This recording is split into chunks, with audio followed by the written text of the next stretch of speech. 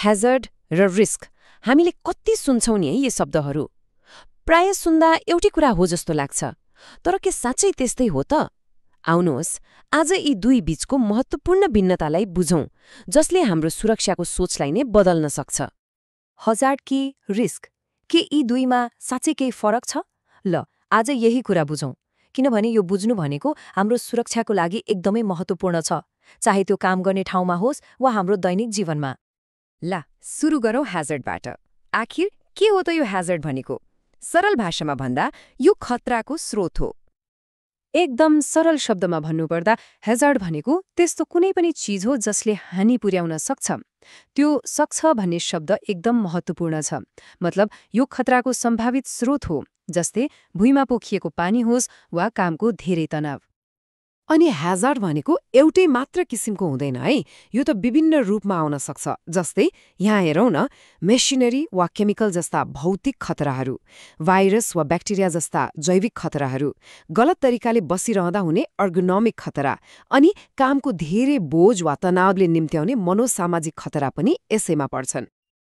अब हजार्डको बारेमा त बुझियो होइन त? त्यसो भए अब दोस्रो शब्दमा जाउँ, रिस्क, र हेरौँ हजार्डसँग यसको सम्बन्ध के छ। रिस्कलाई हानिको सम्भावना पनि भन्न सकिन्छ। रिस्क भनेको चाहिँ के हो त? रिस्क भनेको त्यो ह्याजर्डले साँच्चै हानि पुर्याउने सम्भावना कति छ भन्ने हो। मतलब खतरा त छ, तर त्यसले चोटपटक लगाउने चान्स कति छ त? हो, रिस्कले यही प्रश्नको जवाफ दिन्छ। अनि रिस्कको स्तर सधैँ एउटै हुँदैन नि, यो त घटबढ भइरहन्छ। यो धेरै कुरामा भर पर्छ, जस्तै एक्सपोजर, मतलब त्यो खतराको कति नजिक र कति समयसम्म सम्पर्कमा रहन्छ। अनि सिभियरिटी, हानि भइहाल्यो भने कति गम्भीर हुन्छ, र सबैभन्दा महत्त्वपूर्ण कन्ट्रोल मेजर्स, त्यसलाई रोक्न कस्ता सुरक्षा उपायहरू अपनाइएको छ। यी सबै कुराले रिस्कको लेभल निर्धारण गर्छ। ल अब यिनीहरूलाई सँगै राखेर हेरौँ, ह्याजर्ड र रिस्क, यिनीहरू बीचको मुख्य भिन्नता के हो त? अब यो झन् स्पष्ट हुन्छ। यो कुरा बुझ्नको लागि एउटा एकदमै सजिलो र शक्तिशाली तरिका छ। हजार्ड भनेको के हो र रिस्क भनेको कसरी हो। कति सरल तर गहिरो कुरा होइन त? हजार्डले खतराको स्रोत, मतलब केले हानि गर्न सक्छ भनेर देखाउँछ, अनि रिस्कले चाहिँ त्यो स्रोतबाट कसरी हानि हुन सक्छ भन्ने कुरा देखाउँछ। यो तालिकाले त कुरालाई झनै छर्लङ्ग पार्छ। हेर्नुस् त, ह्याजर्ड जस्तै एउटा खुल्ला बिजुलीको तार, त्यो त त्यहीँ रहन्छ होइन, यो स्ट्याटिक छ। तर रिस्क मतलब करेन्ट लाग्ने सम्भावना, त्यो त डाइनामिक हुन्छ। कोही त्यो तारको नजिक गयो वा छोयो भने रिस्क वात्तै बढ्छ, तर टाढा बस्यो भने घट्छ। त्यसैले ह्याजर्ड खतराको स्रोत हो र रिस्क त्यो स्रोतबाट हानि हुने सम्भावना हो, जुन हाम्रो गतिविधि र परिस्थितिमा भर पर्छ। सिद्धान्त त बुझियो। अब यसलाई केही वास्तविक जीवनका उदाहरणहरूमा हेरौँ न। सबैभन्दा पहिले एउटा निर्माण स्थलको कुरा गरौँ।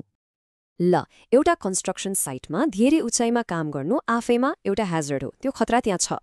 तर रिस्क के हो त? रिस्क भनेको त्यहाँबाट खस्ने सम्भावना हो। अनि त्यो सम्भावना केमा भर पर्छ?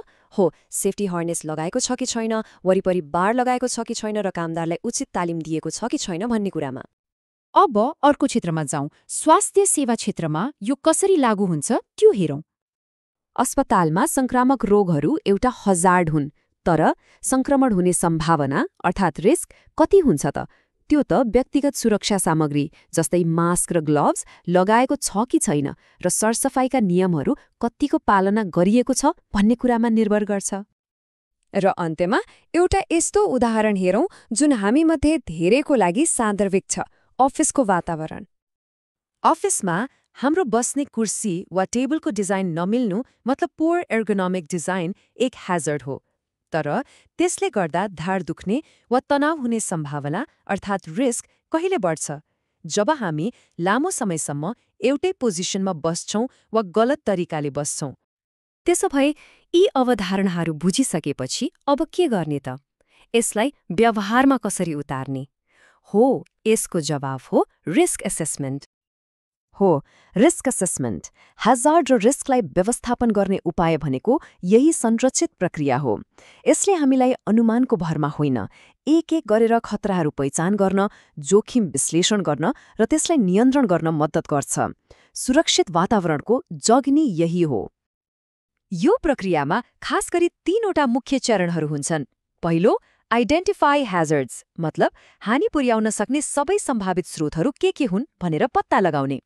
दोस्रो, असेस रिस्क्स, हरेक ह्याजर्डबाट हानि हुने सम्भावना कति छ र भइहालेमा कति गम्भीर हुन्छ भनेर विश्लेषण गर्ने। र तेस्रो, इम्प्लिमेन्ट कन्ट्रोल्स, त्यो रिस्कलाई कम गर्न वा हटाउनका लागि आवश्यक उपायहरू लागू गर्ने। त्यसैले आजको छलफलको मुख्य कुरा के हो भने ह्याजर्ड र रिस्क बीचको यो सामान्य लाग्ने भिन्नता बुझ्नु नै सबैका लागि सुरक्षित कार्यस्थल र समाज बनाउने दिशामा पहिलो र सबैभन्दा महत्त्वपूर्ण कदम हो। अब यो विश्लेषणको अन्त्यमा एउटा प्रश्नबारे सोचौं त। हाम्रो दैनिक जीवनमा यस्तो कुन एउटा ह्याजर्ड छ जसको रिस्कलाई हामी आजै एउटा सानो कदम चालेर कम गर्न सक्छौं? यो प्रश्नको जवाफले नै हामीलाई अझ सुरक्षित बनाउन मद्दत गर्छ।